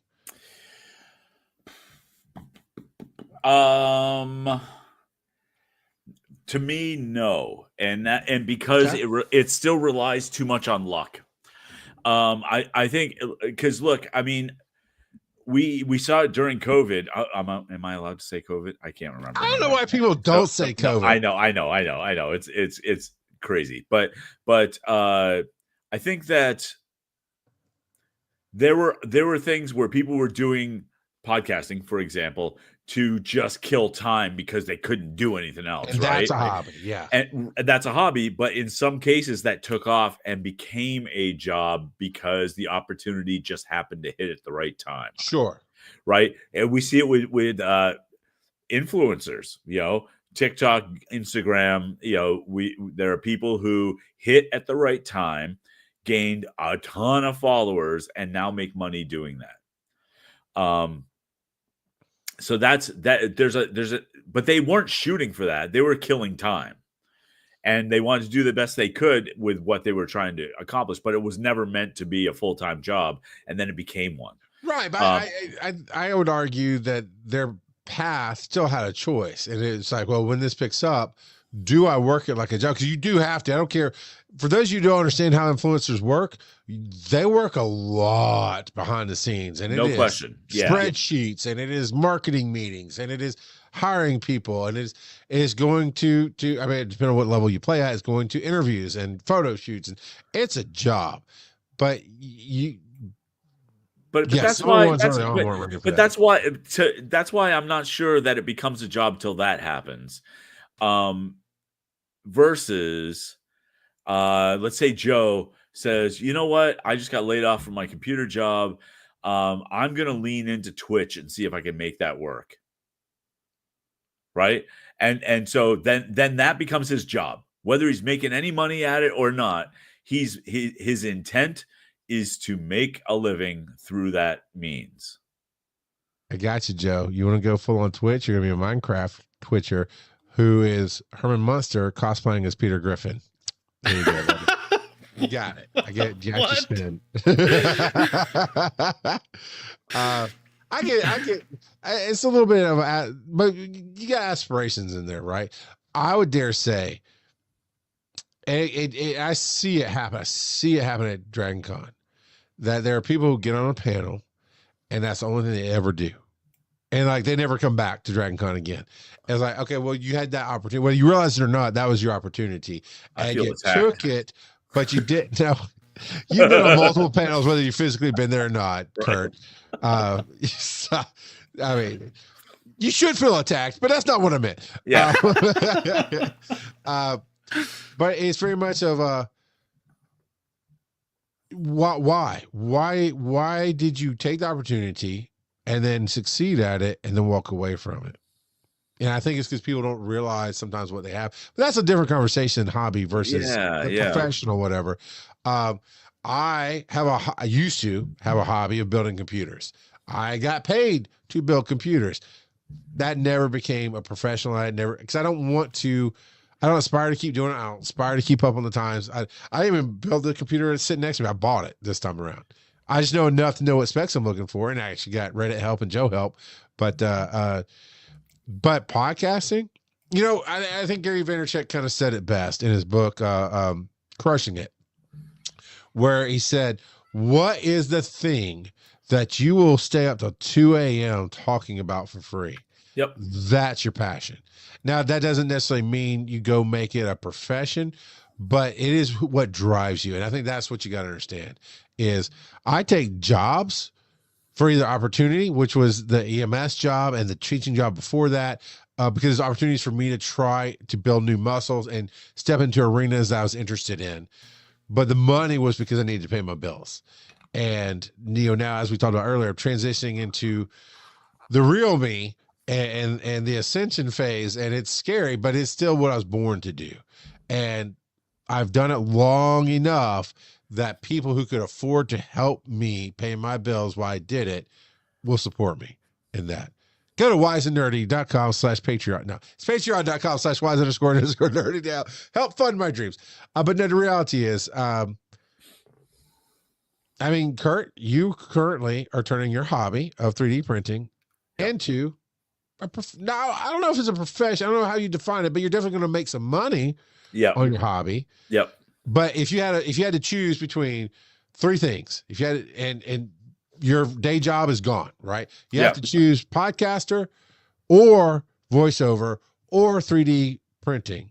Yep. I would dare say 3D printing is the one that gets chopped off easily, as far as that's your main focus job. Well, clearly he should 3D print some stuff with voice boxes where he does the voice acting for it. Right.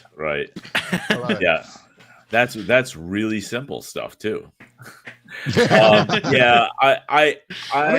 a stupid straw man argument, but it is a little difficult. But I mean, if I'm choosing from all three of those, then voiceover wins in a That's what I would imagine. But I do work at all three.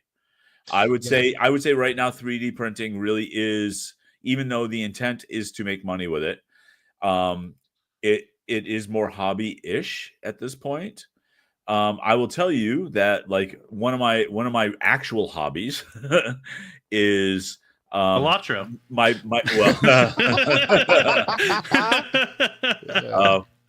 That's a psychosis. You're like, no, that has gone well beyond a hobby. That's a job. Yeah. But one of my actual hobbies is my barbershop quartet singing stuff. And so I will tell you, I've gotten paid a decent amount from that, but the intent was never to make that a full-time job, ever. Fair. I get you. We would make money to help fund the hobby. Yeah. So yeah. So and I've made more money with that than not than voiceover, but certainly more than 3D printing. So if we boiled it down, a hobby becomes a job when you want to make it your full-time gig. That's kind of what I was talking about. Like when you decide that it's going to be a job is where I think it becomes a job. Sure. Because look, even the golf pro, right? The golf pros don't go, oh my God, I made the PGA. Now I'm a pro.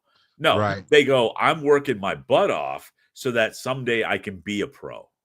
Yeah. And that's the difference between the golfer that wants it to be their job and the hobbyist, the game player. You know, I golf. Fair enough.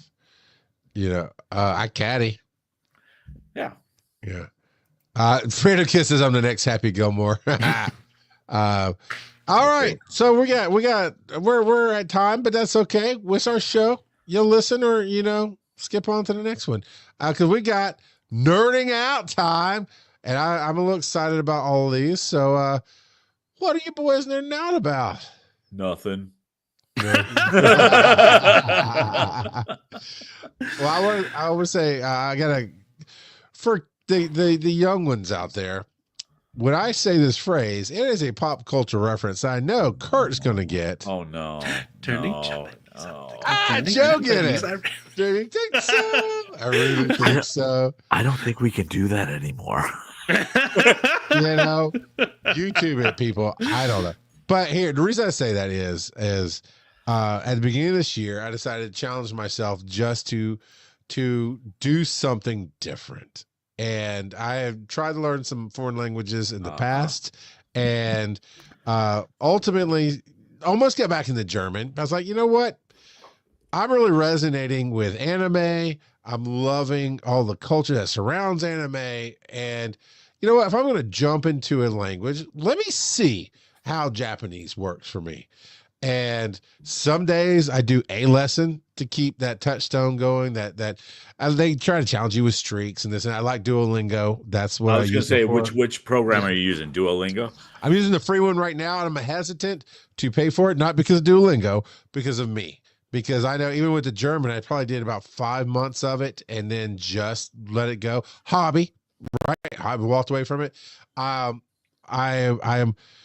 picking up Japanese a lot faster than I thought I would. So definitely 2 years away from fluency of understanding.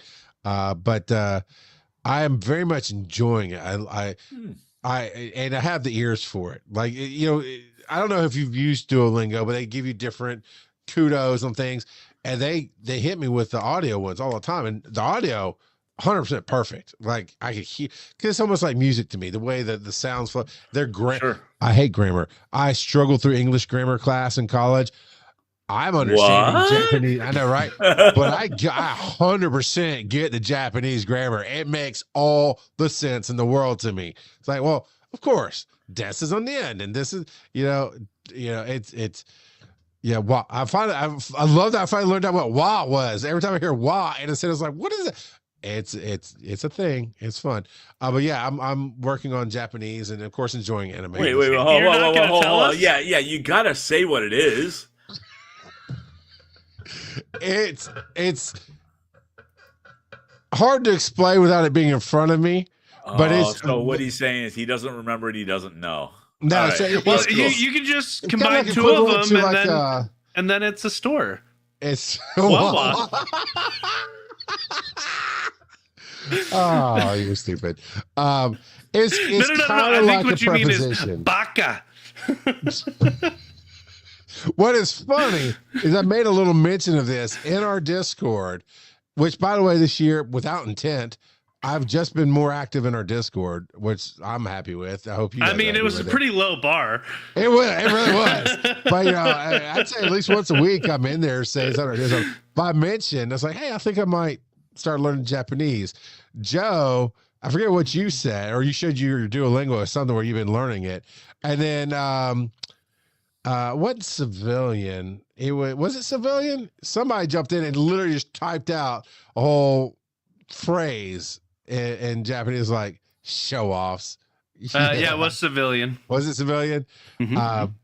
But I will just say, because you get to do verbal back, I found myself going, holy crap, I'm actually speaking Japanese and understand. It's simple stuff like water and pizza and sushi and introducing yourself and those kind of things. And I already knew what konnichiwa was, that was easy.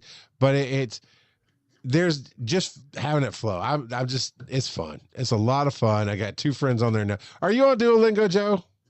I have Duolingo, but I haven't Okay. I haven't done a lesson in quite some time. So I'm just going to be a friend with you if you're active. It's fine. So I will reach out to you. So I've been thinking about doing Duolingo to learn French. I like their system. And so I keep seeing that a lot of people are having success with it and are liking the system. It looks like there might be a little bit of a gamification aspect of things. There's a little bit, yeah. Which is right up my alley. That helps me. So yeah, if I think I will install it. I've been really toying with it lately for the last 2 or 3 weeks. So I don't know if you'll see this. So I put the widget on my phone, and right now he's all flat and bored saying, "You haven't done your training today." Yeah, they put funny graphics. They put it's. And did you see there was quite a few people dressed up as the owl at Dragon Con? Yeah, telling you to keep your streak alive. Yeah, right at the Super Bowl, they did a social media thing where they launched. Said like, "Did you know the Duolingo owl died because you didn't get in there and finish your streak today?" or something like that. It was a cultural thing, but yeah. I know there's Rosetta Stone. I know there's a bunch of others. There's a bunch of them, yeah. But I really enjoy Duolingo because of how they build the system and how it's a bunch of different voices. Like they'll put different avatars up with different voices, so you hear it in different ways. If you find it decide to pay interesting. for it, what's the cost structure looking like? I don't remember, to be honest with you. I'll look it up while you guys talk about your nerding outs, right. and come back to that for you. So Mistborn era 2, eh? Didn't you already bring up Brandon Sanderson at one point? Several times. Yeah. I do like Wait, his have work. you heard about Joe's Lord and Savior Brandon Sanderson? Yeah, exactly. So a couple of weeks ago, I mentioned Alloy of Law specifically. That's the first book in the Mistborn Era 2 series. In the last couple of weeks, I finished the next 3 books of it. And yeah, very good. Very, very good. He does such a good job of keeping you guessing to the point where when it's the obvious thing, you're like, is it really though? Right. And so there's times where it's just the completely obvious answer, but you're still second guessing yourself because that's I think he's screwing with me. Yeah, exactly. And so but no, he closed it off really well while leaving it open for an era 3 but I'm guessing that era 3 will largely include the rest of his Cosmere, because it especially the last couple of books talked quite a bit about other planets, and the last book especially talked about some of the different abilities of people on other planets. Okay. And so the story in and of itself was really good, but I am excited to see, and I hope some of these characters come back for some of the integrated ones with the rest of the Cosmere. And to be honest, I haven't read a lot of his books outside of Mistborn that are in the Cosmere. Okay. So like I've read Tress of the Emerald Sea, but it's it's in the Cosmere, but it doesn't really have any references to other parts of the Cosmere. Oh, okay. Yep. What I need to get into is like Way of Kings, which is one of his newer ones. But he is a fantastic storyteller. He really, really is. I think the only way I'm going to be able to consume any of his stuff is if I do audiobooks. I just because I'm literally most of my reading at this point is nonfiction. Just because I'm trying to, like this year, I said I was trying to get my finances under control, and so I'm just reading some books to try to get me focused properly. This is the current book that I'm reading. You are a bad at making money. Yep. And so there's a series of 4 books by that same author, all with that theme. Okay. And so that's where most of my reading is being done. But I keep hearing nothing but great things about Brandon Sanderson. So yeah, well, and the nice thing about audiobooks is you can listen to them while you're on the go. Yes. Especially, well, I mean, that's the great thing about podcasting too, is that you can listen to it while you're doing other things. And so I'll be, working on dishes or working on dinner or other things that aren't occupying my time or occupying my mind, but just occupying my hands.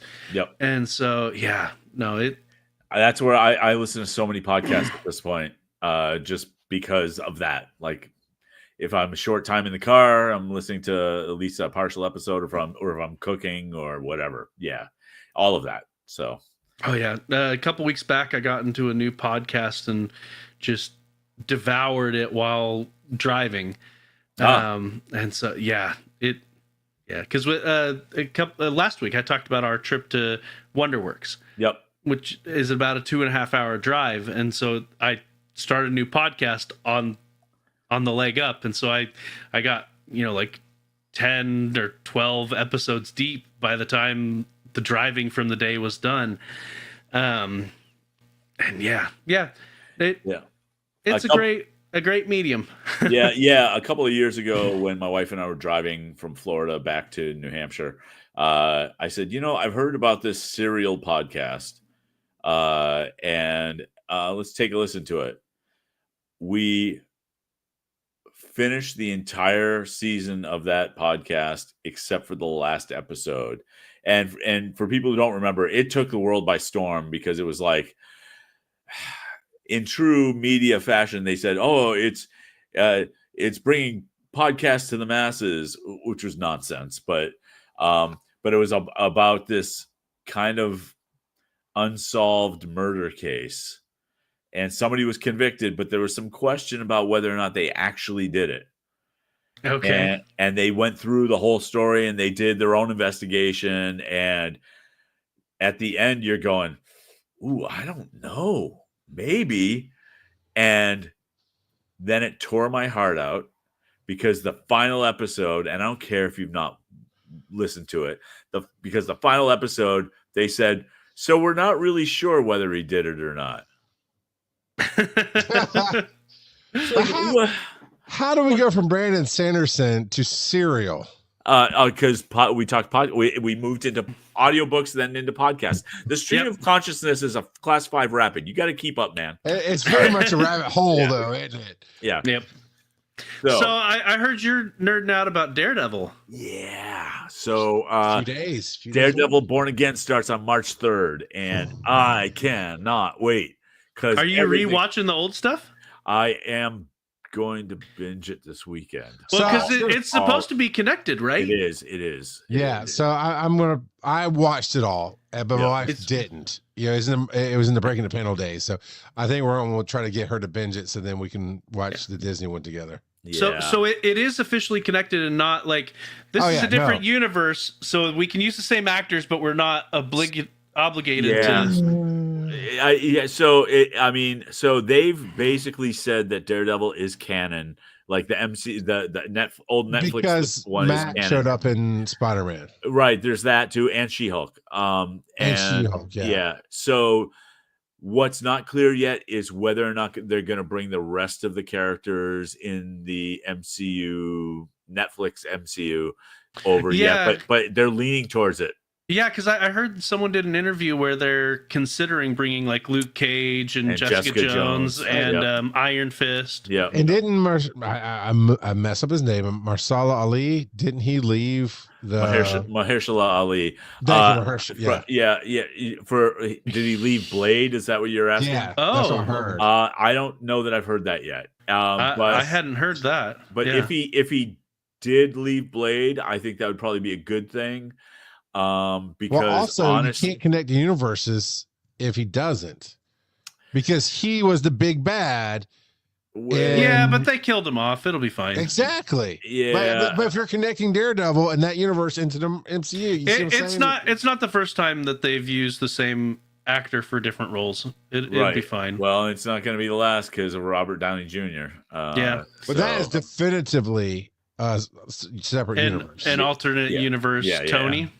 Yeah. So, maybe we don't know yet. That's true. We don't know yet. The comics have done that, but it's all a weird thing. So, the interesting thing to me is if they decide to bring those characters over, and I think they will. Because of the reception that they've gotten so far. I think Daredevil is how that happens. If Daredevil is a success, I have no reason to believe it won't be. Then I think those characters come over if they want to. Like now that it's Disney Marvel proper, not Netflix. If the actors want to reprise those roles, they will have the opportunity. John Bernthal, Punisher, he's going to be in Daredevil. Yeah, that doesn't surprise me. No, because he was great. His Punisher was very good. If you had to rank the 4 for strength wise, how would you rank them? Wait, no. You're talking about the Punishers. No. The different series: Daredevil, Luke Cage, Jessica Jones, and Iron Fist. If you had to rank, what's Punisher. the 5th one? Punisher. He didn't get his Yeah, oh, he got a did. series. He You're did. right. He Yep. did. Oh, I I'm about to completely, get in my I completely car, trying to forgot. say, Well, and you have to include the Defenders as well. But Yeah, Well, you but call that's that just crossover, crossover but stuff. still. so Daredevil, number one. see, I'd give Daredevil number 1 too, So- and the then kingpin. probably Punisher. oh, you're out of as your two. mind. You're Punisher's out of your number mind. 2. No. So you guys are forgetting how good Jessica Jones was. No, I'm not. It was good. I'd but probably was put no it Luke number Cage. 3. Oh, I put Luke Cage. see, number I'd put 2. Luke Cage number 4 and Iron Fist 5. I think everybody puts Iron Fist 5. And to be honest, But I don't because think it was rushed, right? It was rushed. Yes, It was not good. I don't think it was the actors per se. No. I heard a lot of behind the scenes stuff where the choreography was being practiced like the day before they were shooting it. Like, and it came off of Game of Thrones and had like 4 or 6 weeks to get ready for, and that's just not enough time to be ready for that kind of TV show. Yeah. Because even Iron Fist 2.0, which was Luke Cage season 2, halfway through, it was better. That was a better representation. It was better. It was better. That first season of Iron Fist should never have happened. It was Danny Rand in the boardroom. Great. That's why we tuned into Iron Fist. Yeah. We wanted to see him in the boardroom. All right, Kurt, how do you rank them though? How do you rank the 5? Boy, I think I'll probably give Daredevil number 1, but only by a smaller margin against I think you have Jessica to, because without Jones. Daredevil, the rest of it doesn't happen. Jessica Jones would have happened anyway. You think? But Okay. yeah. But Jessica Jones was so dark and so good. People forget David Tennant in that. No, first season was amazing. Yeah. Second one was okay. I couldn't believe they brought as much darkness to that they did, because in the comic book it was even worse, like really bad. So, and then Luke Cage, I mean, pretty obviously Luke Cage. Well, I got to give Luke Cage, because that first season was so strong. And then Punisher, and then Iron Fist, and then then the Defenders, then Iron Fist. Then Iron Fist, yeah. Random Kid says this is super long, but I'm here for it. So you know what that means. Domo arigato, Mr. Roboto. You said it. But actually, I don't want to cut you off, guys. I was just messing with him. But obviously you're super stoked about Daredevil, and I think it's going to be the TV event of Marvel TV event of the year. I think It's a so. low bar too. lately, though. Well, no, come on, no. I'm not going to allow that. So here's the thing: what if, even though the last season wasn't as strong, was solid?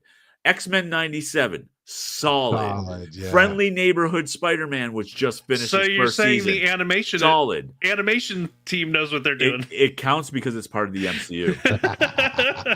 It counts because it's part of the multiverse. So I will rank the Guardians Christmas special over Iron Fist any day. Just say. Guardians Christmas special, Werewolf by Night.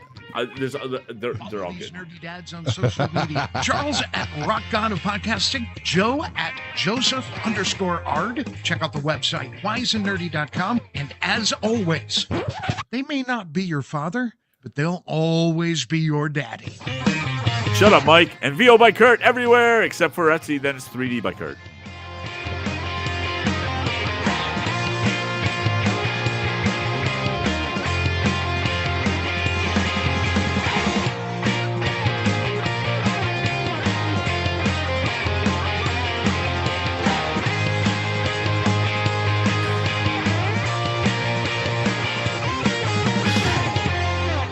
Daddy's got to poop.